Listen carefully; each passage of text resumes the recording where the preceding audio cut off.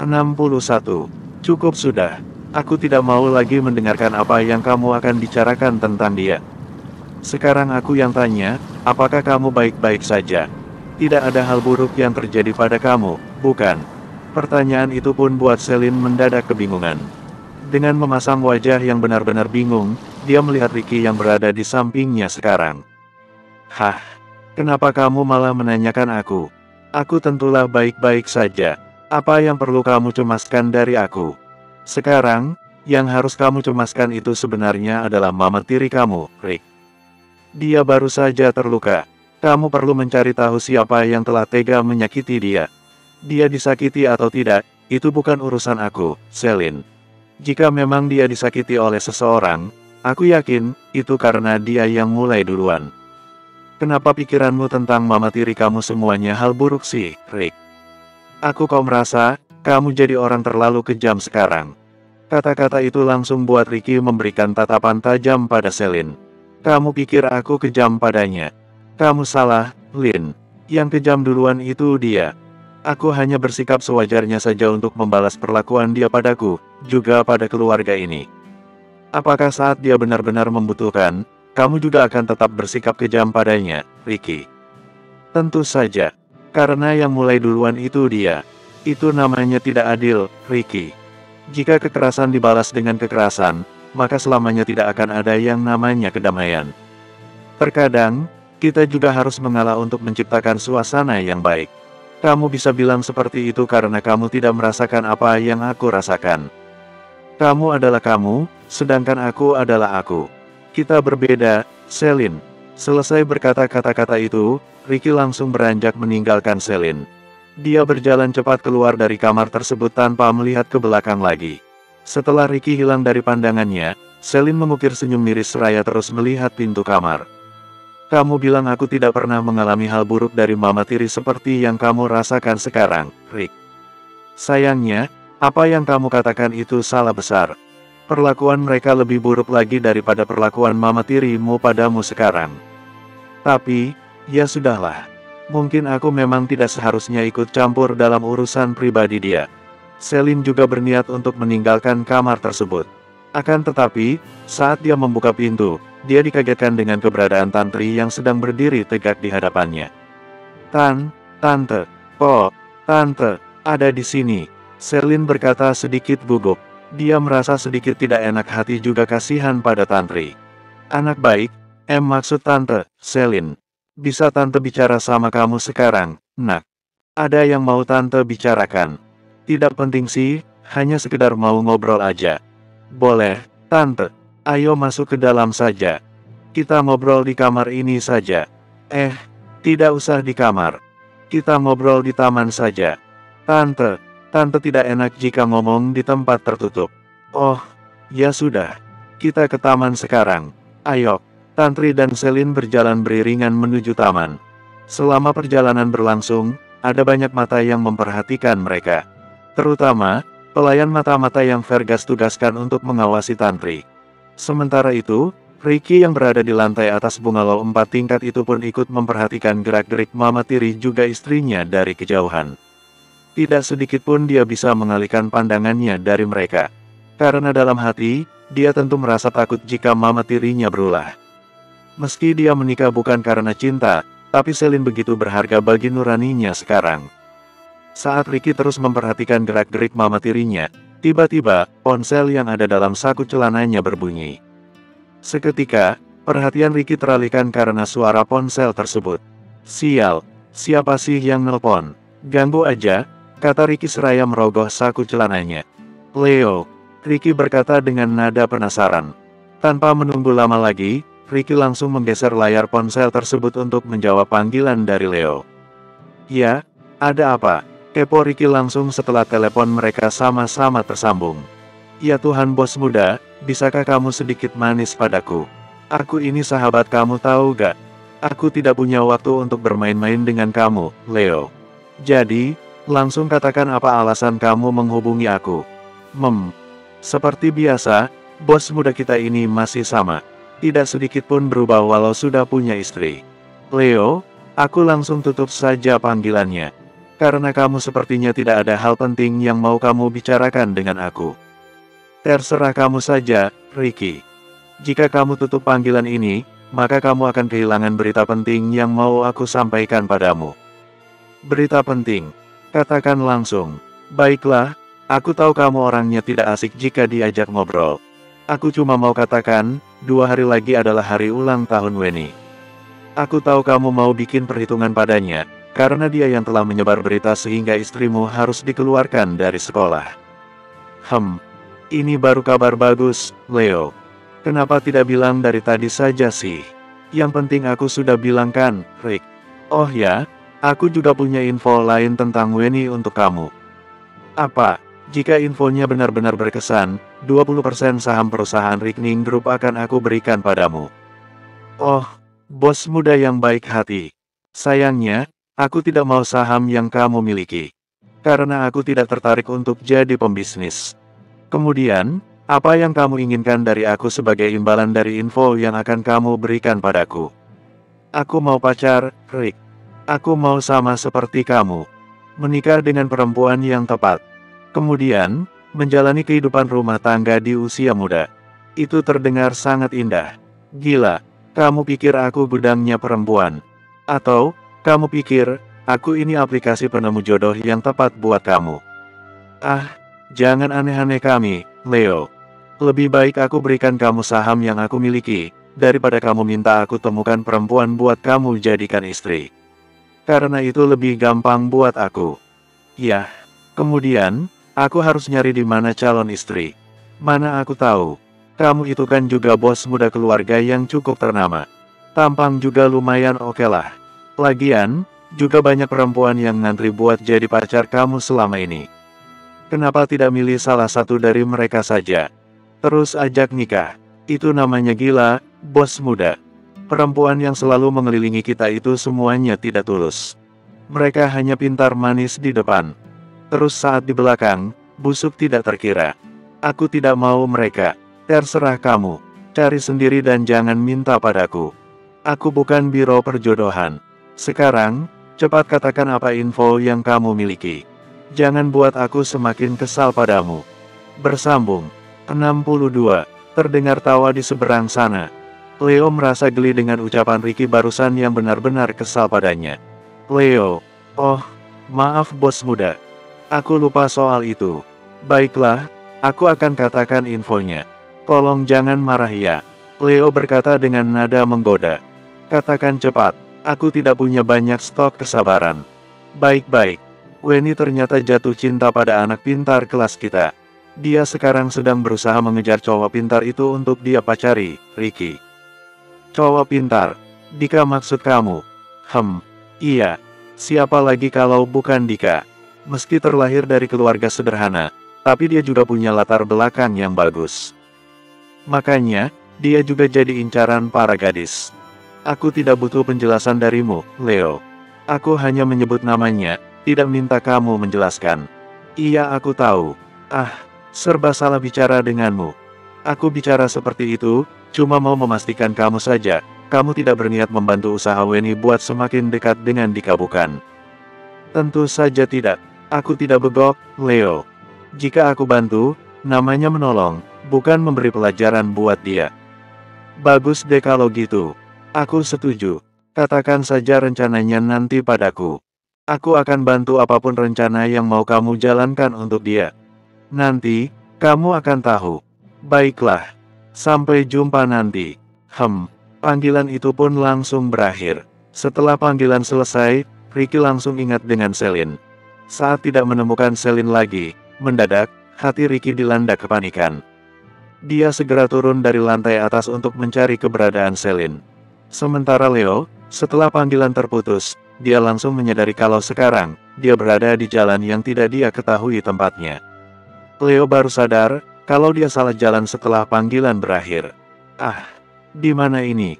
Aku terlalu asik ngobrol sampai lupa dengan jalan. Leo, kamu ini masih waras tidak sih? Leo mendengus dengan kesal atas apa yang baru saja dia alami. Seketika, dia menepikan mobilnya, lalu menghentikan mobil tersebut. Sesaat kemudian, Mata Leo liar menyapu seluruh jalanan asing yang baru saja dia datangi itu dengan seksama. Tiba-tiba, mata Leo menangkap sesosok perempuan yang sedang menangis. Mau berpikiran yang tidak-tidak, tapi hari siang bolong. Mana perempuan itu jauh dari bayangan yang menakutkan lagi. Leo berjalan mendekat setelah mengumpulkan semua keberanian yang dia miliki.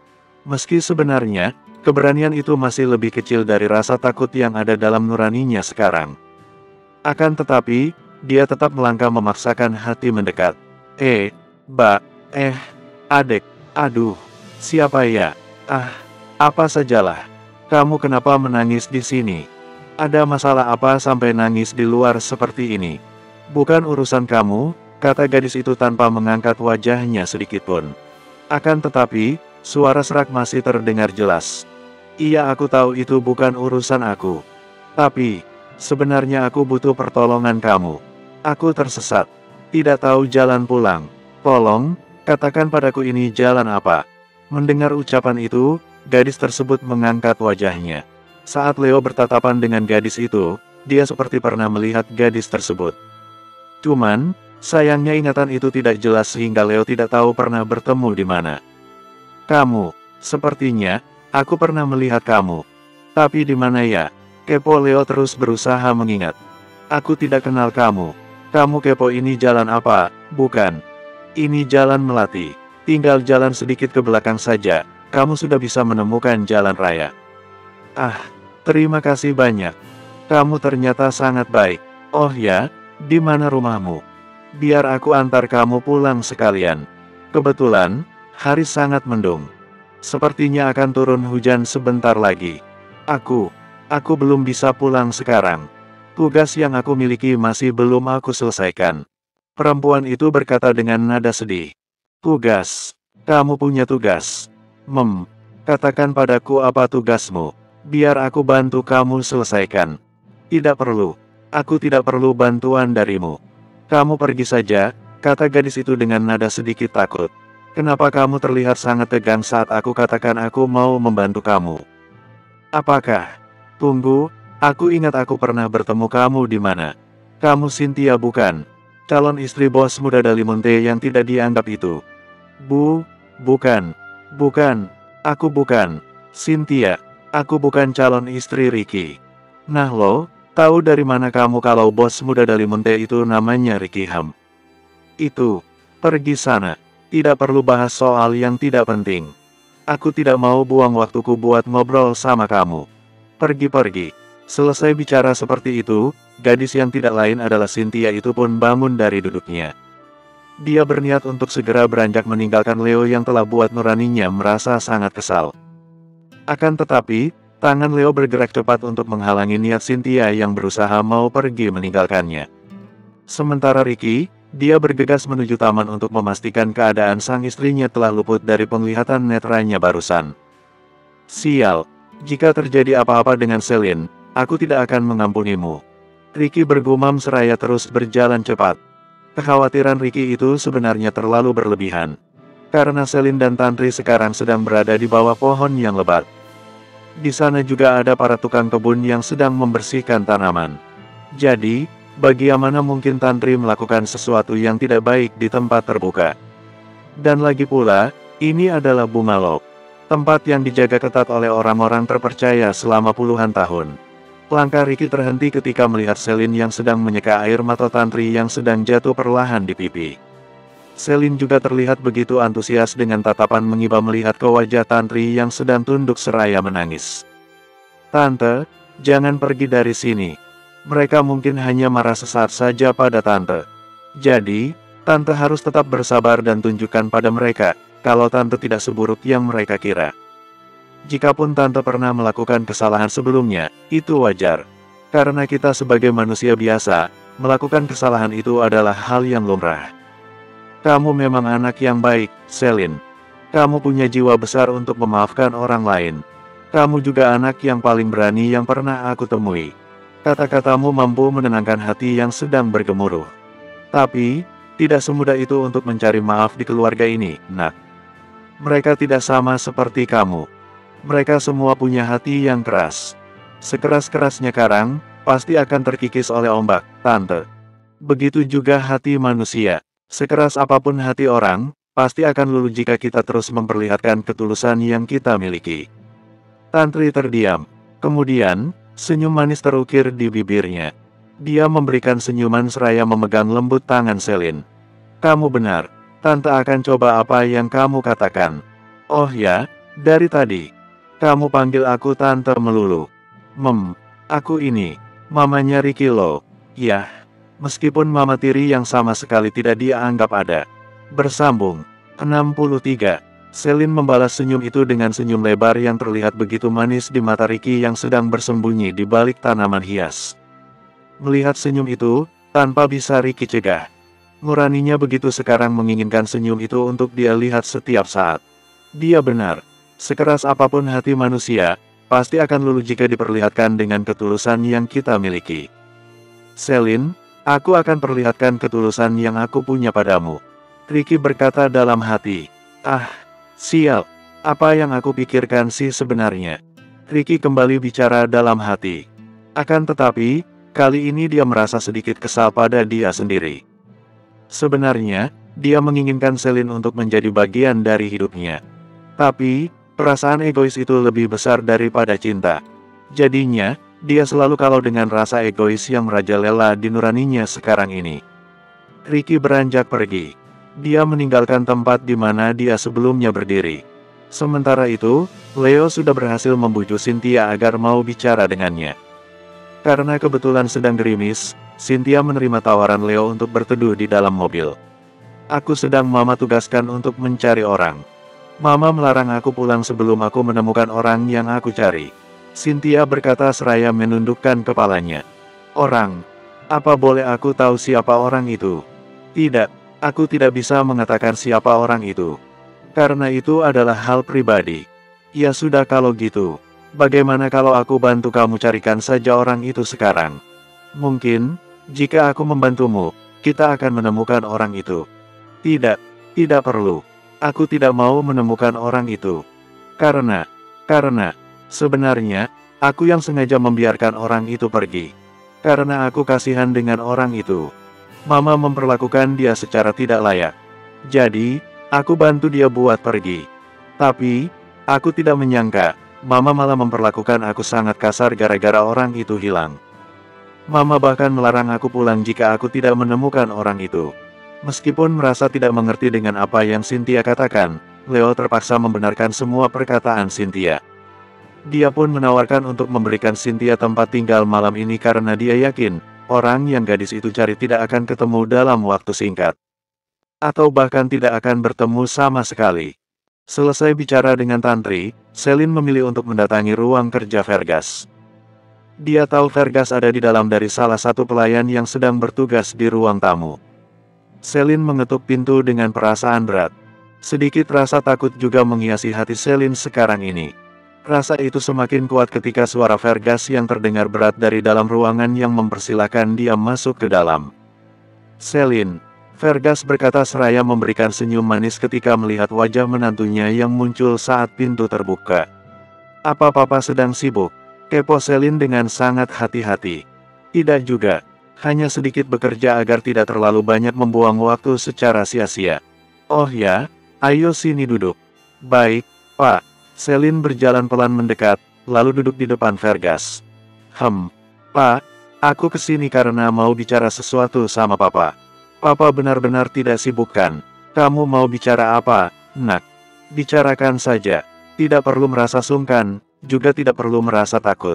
Anggap aku papa kandungmu. Selin terdiam seraya menatap lekat wajah Vergas yang ada di depannya sekarang ini. Dalam hati dia berkata, sayangnya, papa kandungku tidak sebaik kamu, Pak. Dia malahan tidak menganggap aku anak kandungnya.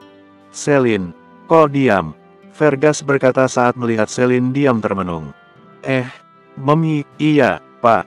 Maaf, aku sedang mengingat apa yang mau aku bicarakan dengan papa tadi. Kamu ini ada-ada saja, masih muda kok begitu pelupa. Bisa-bisa saja, jika sudah ingat, langsung bicarakan sama papa. Tidak usah merasa sungkan.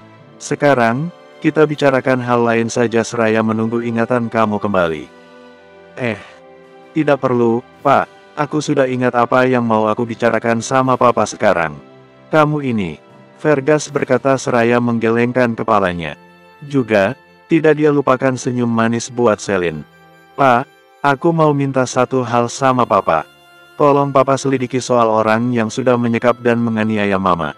Kasihan sekali mama, Pak. Dia butuh keadilan atas apa yang dia alami selama beberapa hari terakhir ini. Mendengar ucapan itu, Fergus tidak langsung menjawab. Dia malahan terdiam seraya melihat wajah Celine yang ada di hadapannya sekarang. Pak, aku hanya mau peduli saja. Tidak bermaksud apa-apa. Juga tidak ada paksaan dari siapa-siapa. Aku minta bantuan sama papa ini, murni permintaan dari hati.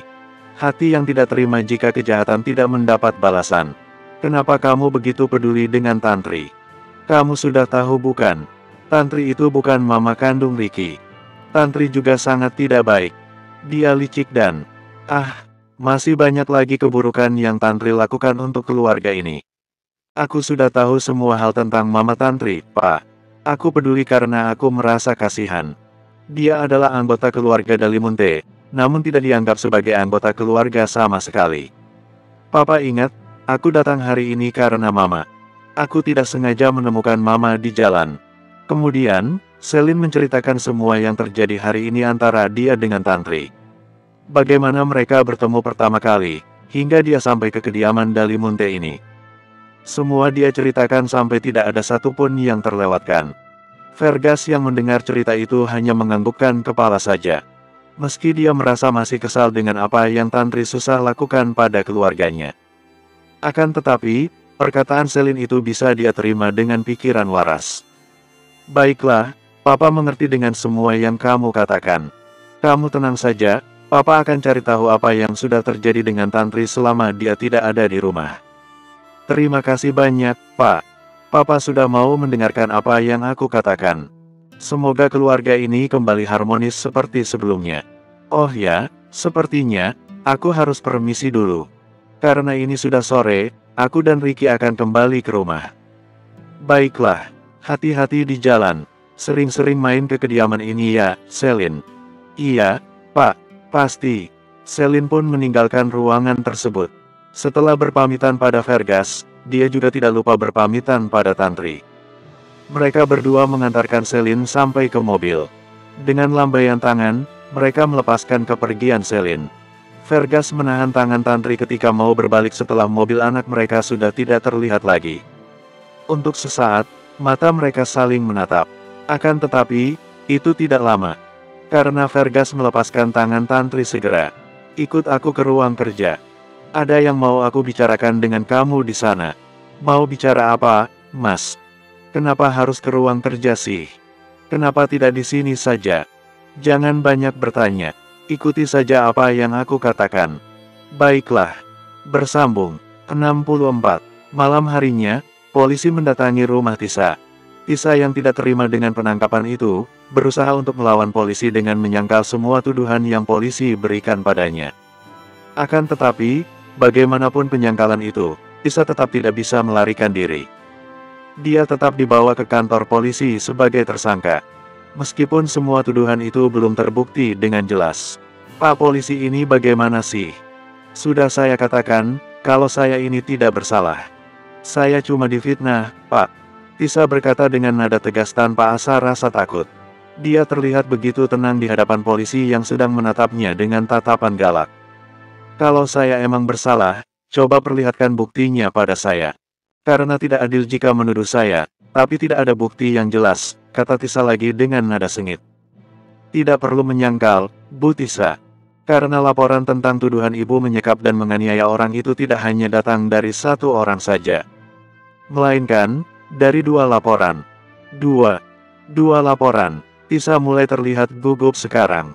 Dia diserang rasa bingung setelah polisi mengeluarkan kata-kata barusan. Siapa yang sudah melaporkan aku ke kantor polisi? Dua laporan. Itu tandanya, selain Tantri, masih ada orang lain yang tahu perbuatanku. Tidak, ini tidak bisa dibiarkan. Aku harus tetap tenang dan harus terus membantah. Selagi tidak ada bukti, maka tidak akan bisa menahan aku. Pak, saya benar-benar tidak bersalah. Saya hanya difitnah, Pak.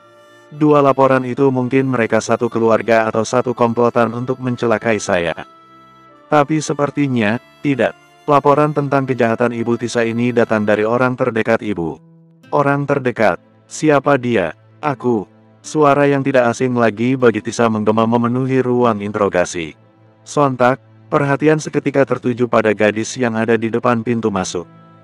Dia tidak lain adalah Cynthia. Cynthia, maaf, Mama. Aku terpaksa melaporkan Mama pada polisi biar Mama sadar, apa yang Mama lakukan itu salah. Aku juga bosan dengan ambisi Mama untuk mendapatkan kekayaan yang jelas-jelas bukan hak kita. Lancang kamu anak tidak tahu diri. Aku pungut kamu supaya kamu memberikan keuntungan buat aku. Tapi apa yang kamu lakukan? Hah? Kamu malah bikin susah hidupku lagi dan lagi. Ucapan yang sangat keras memenuhi ruangan tersebut. Dengan tatapan amarah, Tisa menatap wajah Cynthia yang membulatkan mata mendengarkan ucapan mamanya barusan. Apa? Mama bilang barusan apa, Ma? Mama pungut aku. Mama pungut aku dari mana, Ma? Tidak. Jangan bilang kalau aku ini bukan anak kandung Mama, kata Cynthia dengan mata yang berkaca-kaca. Dia begitu sedih, kaget, juga tidak percaya. Semua rasa bercampur jadi satu dalam hatinya. Sementara Tisa, dia diam membisu dengan tatapan yang tertunduk ke bawah. Ada sesuatu yang dia sesalkan dalam nuraninya sekarang ini. Ma, katakan yang sebenarnya. Cynthia berkata seraya menyeka air mata dengan punggung tangannya. Apa yang mau kamu ketahui, sudah kamu tahu. Jadi, apa lagi yang harus aku katakan? Kamu memang bukan anak aku. Jika kamu memang anak kandungku, mana mungkin kamu tega melaporkan aku ke kantor polisi, Cynthia? Aku melakukan hal itu supaya Mama sadar. Apa yang Mama lakukan selama ini tidak benar. Mama menjadikan aku alat untuk mendapatkan apa yang Mama inginkan. Tanpa Mama tahu, sesulit apa jalan hidup yang aku tempuh. Lagi pula, apa yang mau Mama dapatkan itu adalah hal yang tidak wajar, Ma. Jadi, cukup, Cynthia. Aku tidak mau bicara dengan kamu lagi. Ternyata benar apa yang orang katakan, hanya darah daging sendiri yang akan memahami perasaan orang tuanya. Kamu anak angkat, tidak akan tahu kebaikan yang aku perbuat untukmu. Apa yang mau aku dapatkan, itu untuk kebahagiaan kamu. Kamu tahu, aku bahagia hidup dengan cara normal yang tidak menyakiti orang lain, Ma. Dengan begitu, kita akan merasa tenang melewati hari. Tidak akan ada rasa takut setiap kali aku membuka mata. Oh ya, jika benar aku bukan anak Mama. Siapa orang tua aku, Ma? Di mana mereka sekarang? Kenapa aku bisa ada sama Mama? Cynthia berkata dengan mata yang terus menjatuhkan air mata seraya melihat Tisa yang berjarak beberapa jengkal darinya. Kamu, sudahlah. Mungkin ini saatnya dia tahu siapa dia. Lagi pula, aku juga tidak mau punya anak yang tidak penurut seperti dia lagi. Aku lelah, kata Tisa dalam hati. Katakan, Ma, aku anak siapa? Siapa orang tuaku? Katakan, diam kamu. Tidak perlu bicara dengan nada tinggi seperti itu. Aku akan katakan tanpa kamu minta.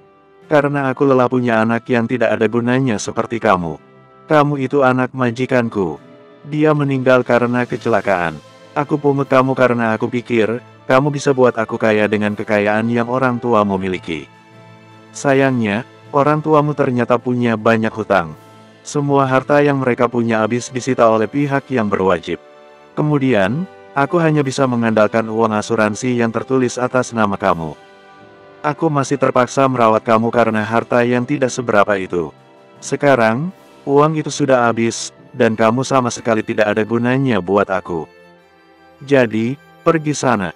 Di mana makam orang tuaku? Katakan, cari saja sendiri. Kenapa kepo aku? Aku sudah lelah ngurus kamu dari kecil sampai sekarang. Aku juga sudah capek menjelaskan perihal orang tua kamu padamu. Jadi, tolong jangan susahkan aku lagi. Mama, apa kalian sudah puas bicaranya? Jika sudah, maka kini giliran aku. Seketika, keduanya tersadar kalau mereka tidak hanya berdua di ruangan tersebut. Melainkan, ada polisi yang sedari tadi menunggu waktu yang diberikan pada Cynthia habis. Sudah, Pak Polisi. Terima kasih atas waktu yang Bapak berikan pada kami. Bapak dengar bukan apa yang kami bicarakan barusan? Dia itu anak angkat saya. Dia pasti punya dendam sama saya, Pak. Jadi tolonglah, lepaskan saya. Karena saya benar-benar tidak bersalah. Polisi itu memberikan senyuman mengejek. Sayangnya, pembicaraan kalian barusan itu malah memperkuat tuduhan terhadap Anda, Ibu Tisa. Cek cek cek, sayang sekali. Apa? Bagaimana bisa begitu, Pak? Karena dalam pembicaraan itu, mungkin Anda tidak menyadari, kalau Anda telah mengakui sendiri kesalahan yang telah Anda perbuat. Anda tidak hati-hati, Ibu Tisa. Sayang sekali. Tidak mungkin. Tidak. Cynthia, anak kurang ajar kamu. Biadab, tidak tahu diri, tidak tahu diuntung. Tisa heboh sendiri dengan wajah panik yang luar biasa. Sejujurnya, dia sangat tidak menyangka hal ini akan terjadi. Dia benar-benar sangat marah pada Cynthia sekarang. Jika Cynthia masih ada di ruangan ini, mungkin Cynthia akan dia pukul habis-habisan sebagai pelepas rasa sakit hati yang ada dalam nuraninya sekarang. Bersambung 65. Sementara itu, Cynthia menangis raya berjalan meninggalkan kantor polisi. Dia menyesali semua yang telah terjadi selama ini. Ternyata, aku ini bukan anak kandung Mama. Pantas saja Mama memperlakukan aku sebagai alat untuk kesenangan hidupnya selama ini. Mama meminta aku melakukan segala hal demi memikat cowok kaya. Cynthia bicara sendiri seraya terus melangkah. Meski sebenarnya, dia tidak tahu kemana arah langkah kaki itu akan pergi. Cynthia terus berjalan seraya mengingat semua perlakuan sang mama padanya kemarin-kemarin. Ya, meskipun itu masih dalam batas yang wajar, hanya saja, semua yang dia lakukan, dia sangat tidak menyukainya. Mamanya meminta dia bersikap manja untuk memikat Ricky. Dia melakukan hal itu meski nuraninya merasa sangat malu dengan sikap manja yang dia tunjukkan. Karena sejujurnya, Cynthia masih sangat tahu diri. Ricky terlalu ganteng dan terlahir dari keluarga kaya rasa. Sedangkan dirinya, hanya anak dari keluarga sederhana. Berpuluh-puluh kali mendapat penolakan dari Ricky, dia merasa begitu bosan untuk berhadapan. Hanya saja, sang mama tidak mengizinkan dia menyerah. Dia harus terus melakukan hal yang sangat dia benci setiap bertemu Ricky. Ingatan demi ingatan, terus saja bergulir dalam benak Cynthia. Sampai, suara klakson mobil membuyarkan lamunannya. Awalnya, dia mau mengabaikan, akan tetapi, sebuah panggilan buat dia harus memutar tubuh untuk melihat mobil tersebut. Leo, Cynthia berkata kecil seraya berusaha menghapus semua air mata yang sebelumnya membahasi pipi. Cynthia, kamu kok bisa ada di sini sih? Mau kemana? Tunggu. Apa mama kamu masih tidak menerima kamu pulang ke rumah? Tidak. Aku sudah pulang ke rumah kok. Aku kesini, ikut mama. Ya, ikut mama jenguk seseorang di sana. Cynthia berkata seraya menunjuk lapas yang berada di seberang sana. Kantor polisi. Kalian jenguk siapa? Siapa yang masuk penjara? Aku tidak kenal. Aku hanya menemani mama saja. Oh, gitu ya. Sekarang, di mana mama kamu, Cynthia? Cynthia terdiam untuk beberapa saat lamanya. Dia memikirkan apa yang harus dia katakan pada Leo sekarang. Pertanyaan itu buat dia kebingungan untuk beberapa saat. Cynthia, kamu tidak apa-apa, kan? Kepo Leo seraya menyentuh pelan lengan gadis itu. Iya. Aku tidak apa-apa kok. Oh ya, aku harus lanjut jalan lagi sekarang. Permisi, tunggu. Kamu tidak jawab pertanyaanku barusan. Di mana mama kamu? Dia masih di dalam sana. Mama minta aku pulang duluan. Soalnya, dia lupa mengunci rumah sebelum kesini. Takut kemalingan jika ditinggal lama. Oh, ya sudah kalau gitu. Ayo naik. Aku akan antarkan kamu pulang. Tidak perlu. Aku pulang sendirian saja. Cynthia, tidak baik jika kamu jalan sendiri malam-malam begini. Kamu seorang gadis, masih sangat muda lagi. Akan banyak mata jahat yang mengintai kamu nantinya. Ayolah naik saja ke mobilku, kamu akan aman. Meski kita baru bertemu tadi siang, tapi setidaknya, kamu sudah kenal dengan aku. Seharusnya, kamu akan merasa aman jika pulang bersamaku malam-malam begini. Lagi pula, wajah tampan ini tidak akan berani menyakiti orang lain bukan? Candaan Leo barusan buat Cynthia merasa geli di hati. Dia memberikan senyuman kecil seraya melihat Leo yang ada di sampingnya. Tampan. Siapa yang pernah bilang kamu tampan? Kepo Cynthia dengan nada mengejek. Tentu saja mama aku. Ah, pantas saja dia bilang kamu tampan. Karena kamu adalah anaknya. Kemudian, jika aku bukan anak mama aku, ia tidak akan bilang tampan. Aku tersinggung dengan kata-kata itu. Biarkan saja. Jika kamu tersinggung, itu tandanya, kamu masih punya hati Mas Leo. Mereka saling tertawa. Untuk sesaat, Cynthia melupakan keresahan yang ada dalam hatinya. Dia terhanyut dalam candaan yang Leo buat. Dan pada akhirnya, dia bersedia pulang diantarkan Leo ke rumahnya. Sementara itu, Ricky sedang berada di ruang tamu sendirian. Sedangkan Celine berada di kamarnya. Mereka tidak saling bicara setelah pulang dari Bumalok.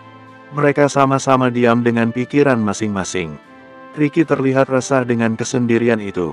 Sementara Celine tetap santai meski sebenarnya, dia juga merasa tidak enak hati dengan kondisi diam yang mereka jalani sekarang. Sial, mengapa rasanya seperti ada yang kurang sih sekarang?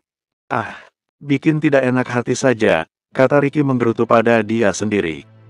Kebetulan, ucapan itu didengar oleh Big Mariati yang tidak sengaja lewat.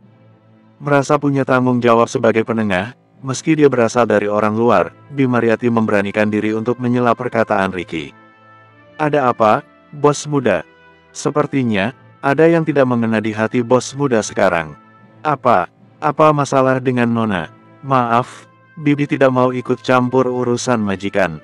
Hanya saja, jika memang merasa tidak enak di hati, sebaiknya dibicarakan baik-baik. Karena di dalam hubungan itu harus ada kata mengalah. Tidak boleh membanggakan ego. Big, apa aku terlalu meninggikan egoku selama ini? Maaf, bos muda. Pertanyaan itu hanya bos muda sendiri yang tahu jawabannya. Jika bos muda merasa iya, maka sekarang harus berusaha memperbaikinya. Oh ya, satu hal yang bos muda harus ketahui. Perempuan itu suka yang namanya kelembutan juga perhatian. Jika mau memenangkan hati perempuan, harus dengan kasih sayang yang tulus. Dalam hal ini, mengalah adalah kunci yang paling utama. Semoga bos muda mengerti apa yang Bibi katakan. Bibi permisi dulu. Sekali lagi maaf. Bibi tidak berniat mencampuri urusan pribadi bos muda ataupun Nona. Permisi, bos muda. Ricky tidak berucap. Akan tetapi, benaknya membenarkan setiap ucapan yang Bi Mariati katakan. Bukan hanya itu, dia juga ingat apa yang Celine katakan tadi siang. Karang saja bisa terkikis oleh ombak, apalagi hati manusia. Beberapa menit memikirkan semua itu, Ricky bergegas menuju kamar Celine. Dia mau mengaku salah atas apa yang dia lakukan tadi siang. Dia tidak mau Celine mendiamkannya lagi sekarang. 2 kali ketukan, si pemilik kamar akhirnya muncul dengan piyama tidur berwarna hijau pekat. Dengan rambut diikat satu di belakang. Tampilan yang sangat sederhana namun terlihat begitu cantik dengan kecantikan yang sangat natural. Untuk sesaat, mereka masing-masing terhenyak dengan mata yang saling menatap. Ricky mengagumi kesederhanaan yang memancarkan aura kecantikan natural dari wajah Celine. Sementara Celine, dia diam karena kaget. Jantungnya juga tidak bisa diajak kerja sama saat bertatapan dengan Ricky. Selalu saja bertindak sesuka hati tanpa bisa dia cegah.